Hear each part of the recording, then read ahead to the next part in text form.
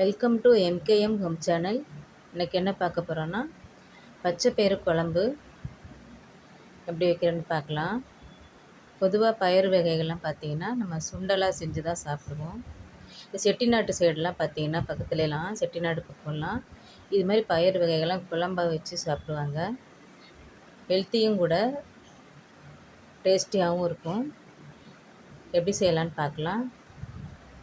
இப்போ கடாயை அடுப்பில் வச்சுட்டு ஒரு 150 கிராம் பச்சை பயிறு எடுத்து ட்ரையாக வறுத்துக்கலாம்.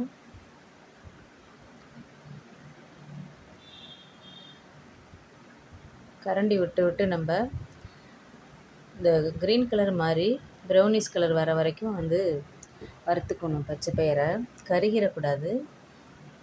பாருங்கள், அப்படியே அந்த பச்சை கலர் மாதிரி மாறிட்டு ப்ரௌனாக மாறிடுச்சு பாருங்கள். இந்த மாதிரி வறுக்கணும். ரொம்ப நேரம் விட்டு வறுத்திங்கன்னா கருகிடும். அப்பப்போ கிளறிக்கணும். இப்போ அப்படியே வேறொரு பாத்திரத்தில் எடுத்து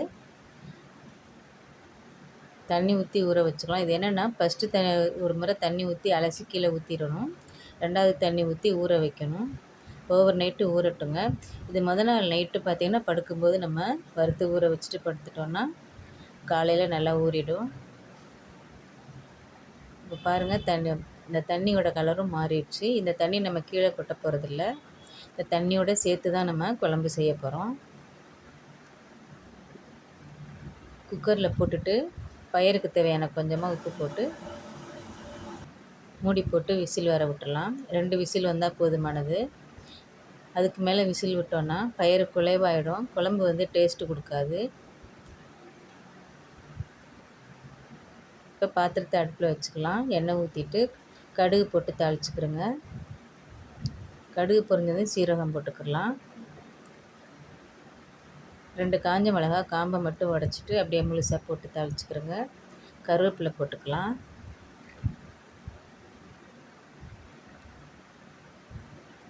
கருவேப்பிலை நல்லா பொரிஞ்சு வந்ததும் ஒரு 150 கிராம் சின்ன வெங்காயம் 2 கட் பண்ணிவிட்டு வச்சுருக்கேன். அதையும் போட்டு வதக்கிக்கலாம்.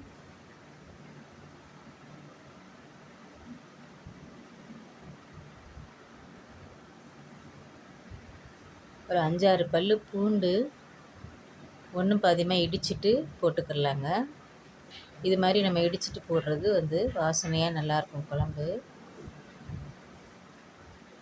நல்லா வதக்கிக்கிடலாம்.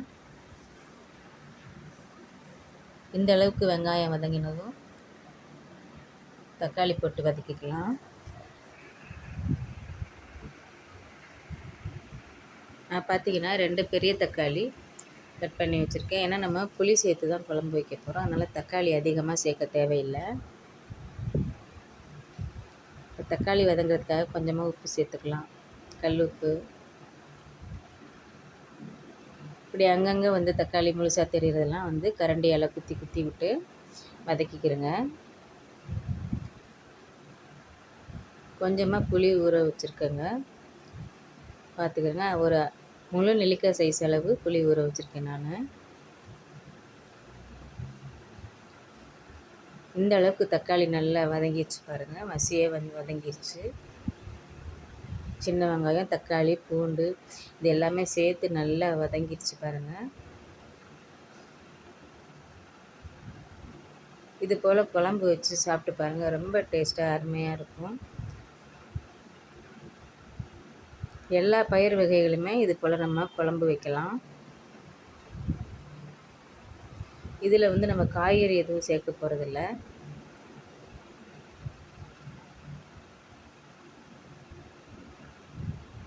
காய் சேர்க்காமல் இந்த பயிர் மட்டும் குழம்பு வச்சோன்னா டேஸ்ட்டாக இருக்கும். இப்போ குழம்புக்கு தேவையான மிளகாத்தூள் சேர்த்துக்கிறோங்க. காரத்துக்கு தகுந்த மாதிரி மிளகாத்தூள் சேர்த்துக்கலாம். மிளகாத்தூளை எண்ணெயில் அப்படியே வதக்கி விட்டுக்கலாங்க. லேசாக அப்படியே பரட்டி விடுங்க. இப்போ நம்ம வேக வச்சு எடுத்து வச்சுருக்க பயிரையும் அப்படியே தண்ணியோடு சேர்த்து கொட்டிக்கிறோம். இந்த சேனலில் முதல் முறையாக பார்க்குறவங்க சப்ஸ்கிரைப் பண்ணிக்கோங்க. வீடியோ பிடிச்சிருந்தால் லைக் பண்ணுங்கள், ஷேர் பண்ணுங்கள்.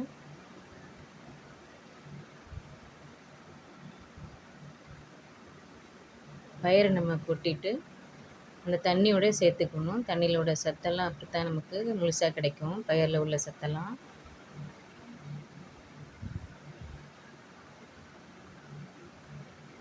மஞ்சத்தூள் கொஞ்சம் சேர்த்துக்கலாம்.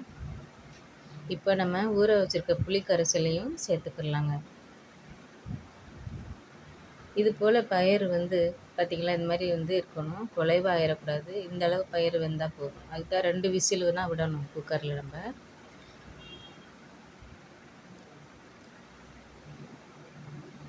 புளிக்கரைசலையும் அப்படியே வடிகட்டிட்டு ஊற்றிக்கலாம்.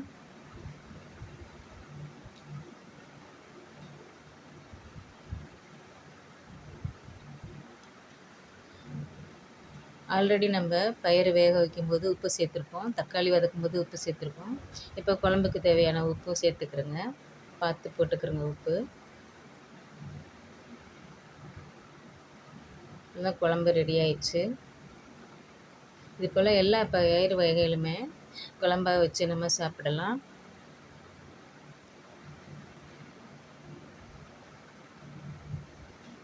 அவ்வளோதாங்க. காரசாரமாக நல்லா எல்லாமே நான் சொன்ன பக்குவத்தில் கரெக்டாக சேர்த்து இந்த குழம்பு வச்சிங்கன்னா ரொம்ப டேஸ்ட்டாக அருமையாக சுள்ளுன்னு இருக்கும்.